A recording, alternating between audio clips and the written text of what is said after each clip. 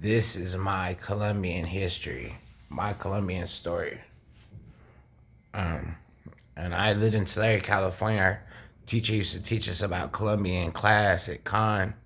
And then, what I'm saying? Like, there was a lot of like Portuguese and Spanish people in Tulare in the 80s. Saying German in England. And later on, a lot of people from Los Angeles moved up there to Tulare, California. There are a few like, whatever, but so one time I was home alone when I was about 5 years old, and I seen Colombia on Unsolved Mysteries. And it was saying how Grand Colombia had such power, and America was made cocaine illegal because the Colombians could trade cocaine for weapons of mass destruction. Saying they could trade cocaine for that, and saying people spending all their money on cocaine, and they were saying how when American controlled the cocaine business, America and England controlled the sales of cocaine. It wasn't illegal, but when the Colombians started making them buy them from there, because I think cocaine is older than Pablo Escobar and Griselda Blanco and stuff like that. Because I was born in Mississippi, and like a lot of people who are like 90 years old remember cocaine being sold in Mississippi like all the way back in like the 1920s and stuff like that. So got the History Channel and stuff like that or whatever. But I grew up in California, ever since like 1985. I was born in 1984. So later on, I see Colombia on Unsolved Mysteries, saying like how much money they had and stuff like that. And what I'm saying, America and in England decided to make cocaine illegal because traded for weapons and mass destructions. And so, the Colombians said that you have to buy it from them at the prices you're selling it for. So America and Europe decided cocaine was illegal in like 1955. So later on, saying like I was like probably 11, 12 years old, 11, something like that. I didn't have it all together like people thought I did. You know what I'm saying? So I was out crying in the streets at nighttime, and these Colombians heard me crying from all the way in the nightclub. So it's a big thing to me because the nightclub was like across the street, with music playing and stuff like that. And he heard me crying. And so him and his friends came like, yeah, I'm going to Colombia tonight. You said you're my little cousin. You know what I'm saying? Like, said you're just a little kid. You know what I'm saying? At the time. You know what I'm saying? So I'm like, wow, man, everybody was telling me all this bad stuff about me. You know what I'm saying? Like that and all that stuff. Like stuff I never heard of really at the time. And nobody just said, and like Columbia was right. I was a little kid. So thank God. You know what I'm saying? I always thank God about a lot of stuff. You know what I'm saying? Because that's the only person. He helps a lot of people, but I know he was helping me. So I'm like, wow, man, I'm going to grow up and go to Colombia.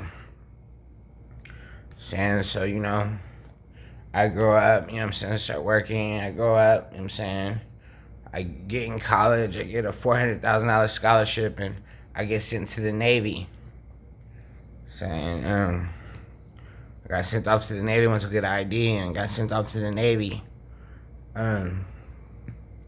So in the Navy, I had a sister division, and there was a pretty young woman in there, young kid. She was like 17, 18 at the time. I was 18. I was 18 and I turned 19 in boot camp. I went September 11th, 2003. So found out, she's beautiful. She's from Cali, Colombia, Renda area. So after we got out of boot camp, it was like in Jacksonville, Florida, at air school, and her Haitian friend said that somebody was in love with me at the time. You know what I'm saying, she wanted to go out, so her Haitian friend, her and her friend had set up the date, so it's to meet at a bowling alley on the base in Jacksonville, Florida, on the base, the bowling alley. So Friday night or whatever. So Friday night comes, you know what I'm saying, we get out of muster or whatever, and I walk off, you know what I'm saying, and I'm walking, it's like really dark, and somebody's following me, so I turn around, it's my friend Christopher Johnson, you know what I'm saying, he's my friend for boot camp. He's also, a blessing from God, you know what I'm saying, everything's not normal, you know what I'm saying, like you open up your faith and God's just gonna help you, he will, especially if you, trying to be good at least, and people pray for you. Sometimes people pray for you, they have more powers than you do, saying, and They're like, like they can see things that happen. That's what happened to me. Like, just like me getting sent to the Navy. Like I said earlier, I had a $400,000 scholarship. And this lady was trying to take me to live in Italy and stuff like that. Like, they're trying to move me to Italy from my college.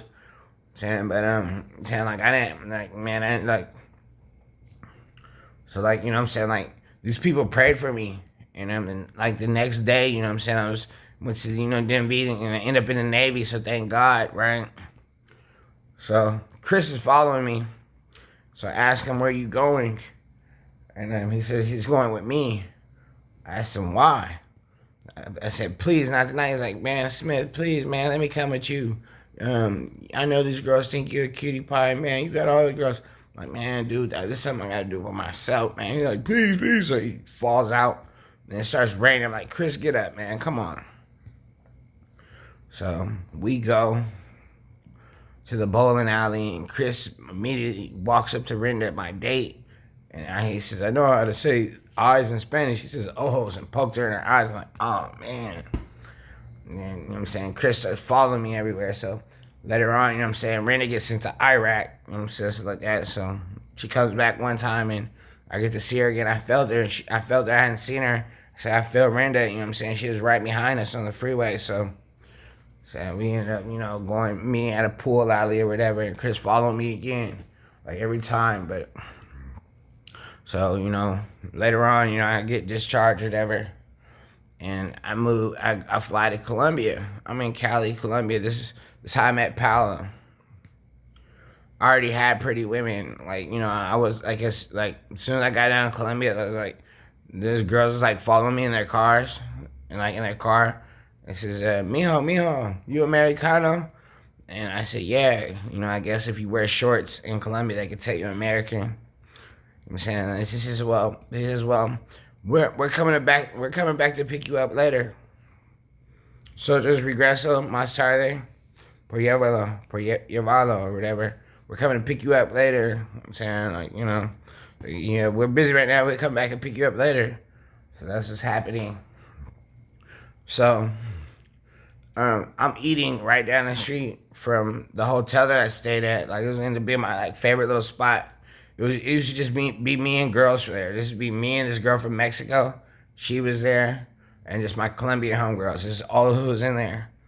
Wasn't no guests, was just me and them, So I'm down the street, what I'm saying? And I'm eating at a panaderia. So I'm having breakfast. So I'm eating the sanchicho and huevos in the pan. Because there's a lot of pan bread stores in Colombia. So, and I got my Tampico, my orange juice. So, and like the restaurant's like, it's like got like a patio for the outside, like right down the street from Versailles by the Torre de Cali, the edificio de Torre de Cali. So she's looking at me crying or whatever, and I'm trying to block her out. So I move seats and try to switch around. So she moves around. And she keeps, like, going everywhere I go. And she's crying. I'm like, are you hungry? She's like, yeah. So, like, she was waving 1,000 bucks. Like, what is that supposed to mean? Like, you hungry or something? She's like, yeah. So I gave her, like, a wad of money like that. Bam. So, go eat. Go help your family or whatever. She's like, can I come with you? I was like, nah. And then, but she wouldn't leave. So I was walking. And I asked her, like, where are you going? And she was like, I'm going with you. I'm coming with you. You've been here contigo. And I'm like, why? I think you just leave. She's like, no. She's like, I have to do something for you. Let me fold your clothes or something. And like, there was already like the hotel service in Versailles, and like, what I'm saying? Like even though I used to be so not smart.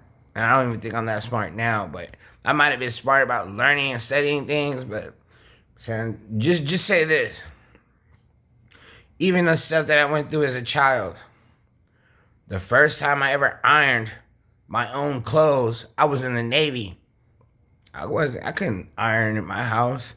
My auntie cleaned my room on the weekends with my girlfriends. So if people don't know everything they might know about a person. And I didn't even I used if my friends had to leave, I get really mad. So, Pal's like, I'm going with you.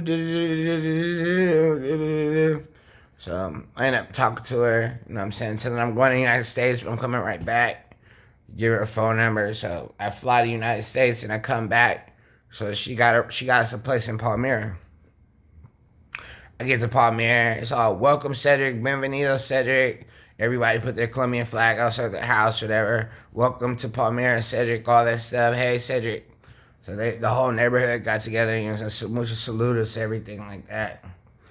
And then, you know what I'm saying, like I was telling Paola, like, she said a joke to me that didn't make me funny. And I told her I was going to forget about her, right? So she said, all right, I'm just going to forget about you and leave. So she goes and runs and tells her mom. Her mom's older. She ran and told her mom that I was about to forget about her, Gloria. So, you know, forget, olvidar, olvides, olvides. So her mom walks over there and she had just heard her legs. Cedric, please don't forget Paola. And Paola's crying or whatever. So I end up leaving. I went to like Pareda or something, or like Pareda and all these other places I went, and I came back and the whole neighborhood was all painted. I love you, Cedric. I walk in like into the apartments we were staying in, open the gates like I love you, Cedric. She had painted all the walls. I love you, Cedric. There's the flowers all on the ground. Walk inside the apartment like we had like this room apartment, and this one I lived in Barrio Colombian in Palmyra. I love you, Cedric, all over, stuff like that. And so, saying, I end up at the time, you know, I didn't tell nobody, you know what I'm saying, like, you know, I was going to Colombia, I didn't feel like I had a reason, so the bank didn't understand, you know what I'm saying, like, you know, like, and there was a time, like, people could transfer money, like, you know, like, I remember when I was about 20, 19, 20, 21, saying like for money transfer to get transferred even through your friend who works at the bank or works with finances, it only took about 2 minutes. I'm saying there wasn't no application or none of that. You just call to ask your friend for that, and they say, okay, Cedric, tell you how much you got to pay back. So it wasn't all this application and all this other stuff. It was just call and ask. So. You know, like Colombia, you know, 1,000 pesos, that's 50 cents. $1 to them, right? So it's a double up at the time. This is about 2007, 2008, 2007, something like that. So it's a double up. So all they're seeing, then the Navy, thank you, Captain Frederickson, Captain True, thank you, the Navy, thank you, all the people who helped me, stuff like that. Marines, Army, everybody, President, everybody. So, you know what I'm saying? The Navy gave me first. They gave me, you know, I already had like $8,000 in my bank account. Then they gave me another 10,000. Then they gave me like another 15. Then my federal paychecks, they gave me like 20. Then another 15. You know what I'm saying, then put some money I saved, right? So. You know, and before I'd been to Bogota, this is before I met Paola, I'd been to Bogota, right? So I got a chance to talk to the people from the World Bank, because I stayed in a shelter in Bogota before, eating hard rice and like coffee with no sugar. So like, you know what I'm saying, like that. So, you know, the World Bank, you know what I'm saying, like whatever money I had, they multiplied it. They exaggerated it. And then the banks, they got together the money that I had, and they super multiplied it. So now Paola, you know, muebles, that's like working with furniture in Spanish, you know what I'm saying? You know, I guess United States has like some type of ban on businesses in Colombia or whatever, because when I was down in Cali, like the banks had like chains around them, and you know what I'm saying? Like, this is a longer time ago, and, like, the furniture stores are all locked up and stuff like that, and you know, like, chains around them and stuff like that, and, you know, a lot of restaurants weren't open, you know what I'm saying? There's some people selling, like, sanchichas, or, how do you say that? How do you say sausage? Sanchicha is, hot dog. Sausage is, dang, I can't think about, can't think of how to say sausage in Spanish right now. God, bring it to me. Sanchicha. Um, Sanchicha's hot dog. Let's see. Well, I can't remember. Well, they just had those sausages, and they didn't really taste too good, so saying like that. Then, like later on, you know what I'm saying, like, some of the restaurants open, they had chicken and stuff like that, but a lot of stuff, you know what I'm saying, the stores are all closed and just look shicey as hell. You know what I'm saying, like, man. And, dang, dude, I can't believe I can't remember how to say sausage right now. Sanchicha's hot dog. So, okay, I got my Spanish book.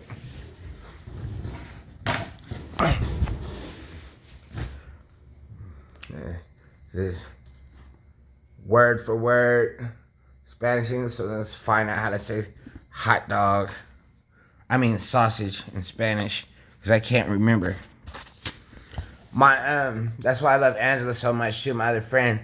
The first time I seen her, she reminded me so much of Brenda, and I met her in Cali, so I thought she was from Cali, and then I found out she was from Hamundi. One day when I was going to Hamundi by myself, and I used to get to Hamundi one time I got there at 3 o'clock in the morning, and they made all the kids wake up. Everybody in the village, they made everybody wake up. They opened up the church. They made the whole neighborhood wake up, and the lady opened up her restaurant. So I'm sitting in a restaurant at 3 o'clock in the morning, Hamundi, and they're cooking for me some African, Spanish, Colombian people, and then other kids, Spanish, Colombian, Indian. So let me see how to say hot sausage in Spanish, because I can't remember right now. I'm looking it up in my book.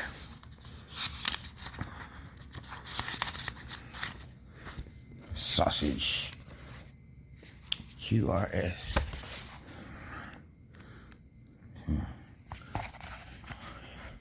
Sausage.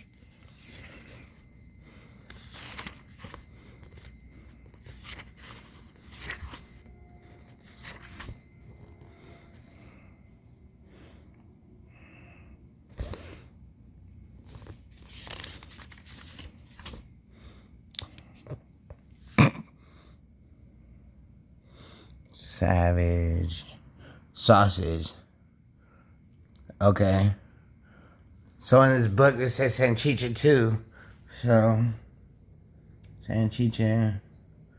And Buto. Okay, so I guess let me see how to say hot dog in Spanish then. If sausage is hot dog. I mean if Sanchicha is sausage. Let me see if this book has a different word for sausage. I mean for hot dog.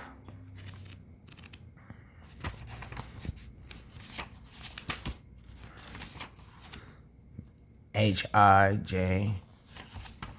Okay. H-I-J-K. Okay. Hot dog.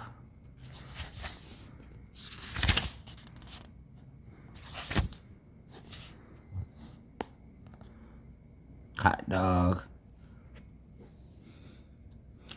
Says Perro M. Caliente. Well, that's not this book. I love it. So it says Perro un Caliente. Nah. So my other book, my other Spanish and it's translating book. I bought it in like 2006 at a Barnes and Nobles in Kenner, Louisiana. And around 2009. I gave it to Angela, my book, because I was sitting there reading it. And she said, Smith, give me book, Smith, give me book. So I still love all my Colombian friends. So, well, let me tell you about Paola, though. God bless Paola, you know what I'm saying? God bless all the people out, you know what I'm saying? All my Colombian friends still mad or whatever, but I'm saying God bless everybody, and God bless me too, right? So, Paola, before I got blocked or whatever, I always had money coming in, and I had a gang of money. And then when I got blocked, you know what I'm saying, like, they talk about fairness or whatever, some other shit, right? So when it took me a while to get some money back, because I kept having to pay back hell of money. You know what I'm saying? I didn't make sure I had no money to spend, right? And I didn't do that to myself. So then I started, sending my check to an address in the United States while I was still living in Colombia. So I was just being like, I don't know what, I don't know that type of help that was, because it really got me in a lot of trouble. But, you know what I'm saying? Like, when people first did that, you know what I'm saying, took all my money from me the first time, and it was through the bank, you know what I'm saying? You couldn't even take, and, the daily maximum that you could take out of a ATM in Colombia was like $35. So it wasn't like I didn't know somebody was doing that on purpose to me, in the government or something like that. It's being trifling, But, when I got a hold of the money again, Paul and I, saying, Paul was like 44 when I met her. I was 22. This Paula's not Angela, and even though Paula wanted to hurt Angela, and, you know what I'm saying, and all my other homegirls wanted people to do things and degrade her, as, like, thought it was funny. So that's why I'm be respecting everybody, you know what I'm saying, for the things they do just because they're a man or a woman. But so we'd go, you know what I'm saying, like, I get some money or whatever. You know what I'm saying, like, let's go to the mall. You know what I'm saying? You pick out what you want. You know what I'm saying? Like, you got $500 for you this month, and I got whatever I'm getting. You know what I'm saying? So 500, that's a million Colombian pesos at the time. You know what I'm saying? Like, it's like a million. So $500 like $1,000 at the time. So I give her a scratch, and then you know what I'm saying? We had split up. She go through her way, and I go pick out the things I want. Sometimes later on, my friend, one of my friends, she had a shop at the mall at Chippy Choppy. She would make me ask me when I get paid or whatever. You know what I'm saying? She'd make me come to the mall at Chippy Choppy at 7 o'clock in the morning, and she had a book. You know what I'm saying? These clothes she ordered from France. And so I thank all the people who helped me in Colombia. Just like Domino's Pizza. Domino's didn't open at like 9 or 10 o'clock, but I could get Domino's delivered at me at 8 o'clock in the morning with a free Coca-Cola 2 liters. So I thought that was nice. And I used to go to the Plaza de Toros and eat by myself. Or in the city of Jardín, just buy the Domino's by myself. And eat buffalo wings, stuff like that. Sometimes, most of the time, like, I'd be eating at Domino's. They wouldn't let Paola in there with me. They wouldn't let her. They wouldn't even give her a drink or anything. I'm saying they didn't want her on the property. But we go shopping, you know what I'm saying? Like, so Paula got her money, and she needs some extra. After she spent too much, I still had her back. You know what I'm saying? It wasn't matter just because of stuff she couldn't control. Because, I grew up in the system too, so, you know what I'm saying, I had all type of stuff happen to me. So just being mean to me on purpose, that's when the problems grew on, you know what I'm saying? It wasn't like I was being mean to her, like doing that shit on purpose just to hurt my feelings, you know what I'm saying? And this is somebody who was homeless when they met me, so I didn't want to just be mean to nobody, you know what I'm saying? It's just like that, you know what I'm saying? Even though people calling her an animal and stuff like that, and I got in a lot of trouble for her coming to my hotel room. But I didn't want to just say nothing, you know what I'm saying, like that, you know what I'm saying? So, like, this is Paola in Colombia's Versailles a long time ago. So we get home, you know what I'm saying, later on, we moved from Barrio Colombia to Barrio de Sauces. But, every time we went shopping, she bought whatever she wanted, her candy or whatever, you know what I'm saying, like that. And then we get to the house, you know what I'm saying, I put my bag on the bed, my bag of clothes on the bed, and she would grab my bag of clothes and start crying. This is Mio, it's Mio, this is Mio.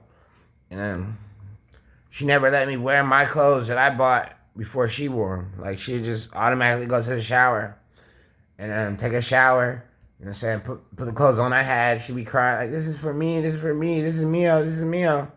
And she'd be walking around with my clothes on, you know what I'm saying? Because I didn't really like jeans. I had jeans and stuff like that, but so I like, like slacks and stuff like that. Or not slacks, like those sweatpants, stuff like that. And so like, whatever. So we every time for years, you know what I'm saying? Like, time we went out, man, and come back to the house, you know what I'm saying? Like, she had all that freedom to pick out whatever she wants. So she got all of her stuff, but she just started crying. You know what I'm saying? This is Mio, it's Mio, it's Mio. Like, my clothes or whatever. So she, wear them first or whatever. And saying like, so I'm like, all right, I ain't tripping. Saying, that's the way she was, you know what I'm saying? And saying, like, they were just doing stuff, you know what I'm saying? Like, was doing something that made me mad. And sometimes, like, 3 o'clock in the morning, she's like, where you gonna go? Like, I just walk outside and get picked up. You know what I'm saying? Like, all bad. Like, sure, might be gone in Colombia. So, this after I got my finances blocked and all that, my shit frozen, you know what I'm saying? And before that happened, it was all good. So that's what caused my paranoia, just remembering all the stuff I ended up going through, and I didn't do that to myself, right? So, I'm about to say, so like, I'm like, like in Palmyra or whatever, and like so I'm gonna rewind from living in the barrio of the Souths, you know what I'm saying, to living in the barrio of Colombia, where I lived at first with Paula. Then we moved to the Souths in our auntie's old house on a sugarcane plantation. So everything around it was, a long time ago was historically, they made sugar there. And so they had like a shopping, a grocery store, stuff like that. And, dirt roads or whatever, you know what I'm saying? Like sometimes on the weekends, you know what I'm saying, there's like big cookouts or whatever, you know what I'm saying? The women cooking big, putting the pot in the ground or cooking pigs or whatever, you know what I'm saying? Dude, one time, I on the barrio of the Souths, I went to the grocery store at like 2 o'clock in the morning. They opened up the grocery store at 2 o'clock in the morning for me, 3 o'clock in the morning, just so I could buy some rice and stuff, and just for me. So I thank God about a lot of that stuff, So, okay, so we in barrio Colombia, right? So me and Paula been feuding and whatever. So like she cracking jokes I don't like, so you know what I'm saying. So, then all my money is like gone. You know what I'm saying. And then when I pay it back, they send it to some bank account in America, and I'm in Colombia. You know what I'm saying. I'm like a veteran. You know what I'm saying, like that. I'm saying like that. So they're sending my money into America, and if that wouldn't have been me, I'd have been in a lot of trouble. But everybody found out what people did to me. Like said, I can't believe they did that to you. Like. I ended up like walking hella far. I walked like 9 hours. Like when I found out I was in debt $12,000, you know what I'm saying? I ended up walking like 9 hours through Columbia. I didn't even know where I was going because I was so dizzy. So then I walked back another 9 hours just walking. I get back in town, Polo's there, waiting on the corner. Said I heard those people took your money. Like that's messed up. If you need some money, you need some food or something, you just come to the store and ask some carne or whatever. Carne, that's meat, rice, sugar, lemons, make lemonade. Cause a lot of the basic little meals in the Valle de Cauca. The Cauca is not Medellin, you know what I'm saying? So when I got to Medellin, you know what I'm saying, like I stepped up. I'll go back to the story I'm telling you, you know what I'm saying. But when I got to Medellin, so like I stepped up the bus. There was like 4 guys waiting on me on motorcycles. Cedric, Mio. I haven't told nobody I was on my way up there, so we get to Medellin. This is like a few years later, so we get to Medellin. You know what I'm saying? All these people waiting on me for motorcycles. When we get there, step off the bus. Like, Cedric, come on. So get on the motorcycle, we ride. We go to this man's house, got a gate around it, whatever. And he had cooked this big old pizza. So the plate was like this like huge, dude. And I'm not like, huge, right? So I got there like at 10 o'clock in the morning. We left from Valle de Cauca and then went to Medellin over there by Envigado.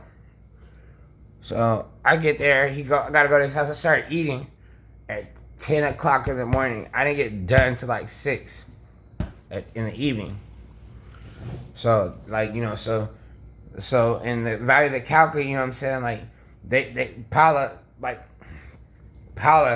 she likes to cook like 5 times a day, right? 4 or 5 times a day. And then she doesn't want to eat the same thing the next day that she cooked the day before. And then on the weekends, she just wants to go out and eat at restaurants. So the plate, the general plate in the Cauca is not as big as the pies of Medellin. So, I just got like carne asada, a roast, you know what I'm saying? So you can basically go to the restaurants in the Cauca and get a meal at the time, a whole meal for about $2.25. Rice, soup, carne, and agua de panela. You know what I'm saying? The lemon, so you squeeze the lemon and you put the brick of sugar, the panela bar, and spirit stir it up, you know what I'm saying? Like That's a big thing in the calc of the panela. That's the way they make their sugar, right? It's this brown glob of sugar. So, you know what I'm saying? So you can eat it, you can put it in a drink, so it's like, you know what I'm saying, help you, whatever. Probably have her friends dropping off that stuff, that panela stuff. Her family used to be involved in sugar. I'm talking about real sugar than sucrose. It was surrounded, you know, and oh yeah, so like Paula, let's go back to living in Barrio, Colombia. My landlord is Henry, Mr. Henry. He's from Medellin. He's like 82 years old at the time. So Paula was telling me that I shouldn't be smoking weed in the house because Mr. Henry get mad. So I would leave, you know what I'm saying? Paula took me to a sugarcane plantation in Palmyra. And then there's like a river on it, so I just go there and spend my days there, you know what I'm saying? Most of my day there, I could walk up the mountain, I could walk down the mountain, you know, say, come on, this is back in the day, I don't know, you know what I'm saying? Like, this is my life, you know what I'm saying, like that. So, you know, Henry, I come home one day, you know what I'm saying? I come home one day, like, you know, it's like, I don't know, 10 o'clock at night, 11. Saying Henry is waiting for me to come home. And I didn't know he had somebody following me. And he showed me these pictures, all these pictures he had, you know what I'm saying, out of the houses like that. And he's got me like on the plantation, on the sugarcane plantation. There's a river, you know, there's horses or whatever in Palmyra. We go up the mountain, whatever, you know what I'm saying. I seen him burning the cane and everything. I used to, ever since I met this Colombian since I was little, you know what I'm saying. I used to hear the stories, saying how Africans, you know, came over to cut sugar cane and rats, you know, rats on the European ships ran to the sugarcane fields and then snakes followed them. So the snakes and the rats started killing the slaves. So that's where the burning, that's what I learned a long time ago, like why they started burning the fields, you know what I'm saying, before they processed, because rats went and snakes followed them. But I guess there's like some other technological reason for it now, right? So, Mr. Henry's got all these pictures of me smoking weed on the sugarcane plantation on the river. And like, damn, dude, you serious? Like, you know what I'm saying? Like, you know, straight photos. And like somebody, I'm like, damn. So he's like, you could have been smoking right there in your living room. He said, look at that cop right there in the corner. He's sitting there smoking a joint.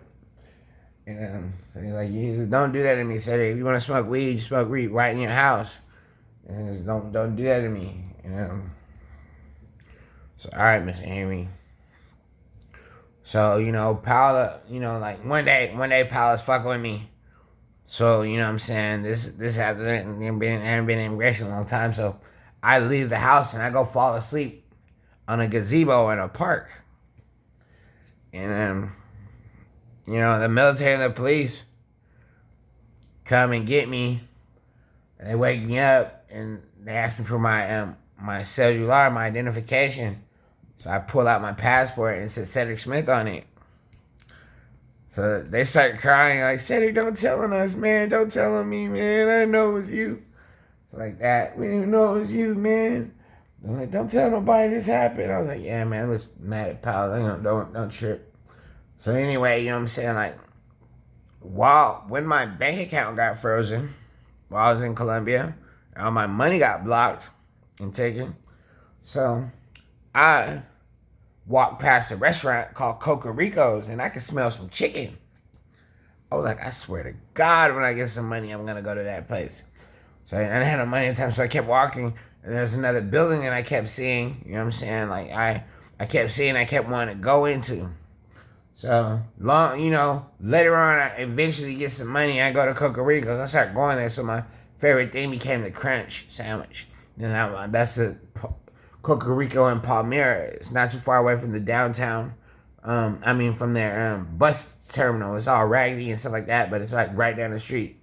When I start going to Coca Rico's in Cali, there's one right really close to Club Colombian in Cali, Colombia, by the Edificio de Torre de Cali, and the Club Colombian.